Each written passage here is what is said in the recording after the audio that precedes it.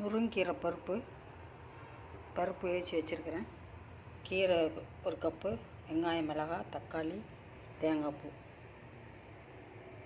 பாத்திரம் அடுப்பில் வச்சாச்சு, சூடு ஏறட்டும். கடுகு போட்டாச்சு.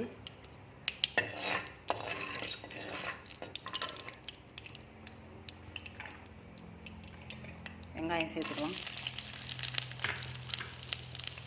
வெங்காயம் கொஞ்சம் வணங்கட்டும். மிளகாய் சேர்த்தாச்சு. இது கூடயே தக்காளி போட்டுக்கலாம். தக்காளி வணங்கட்டும். தக்காளி வணங்கிடுச்சு. பருப்பு ஊற்றிக்கலாம். சாம்பார் பொடி போட்டுக்கலாம். கொதிக்கட்டும். தேவையான அளவு உப்பு போட்டுக்கலாம். கொதிக்கட்டும். சாம்பார் பொடி வாசம் போயிடுச்சு. இப்போ அதில் முருங்கைக்கீரையை சேர்த்துக்கலாம்.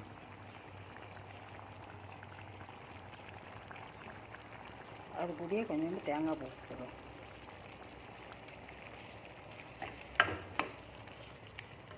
ஒரு 2 நிமிஷம் வெந்தால் போதும்.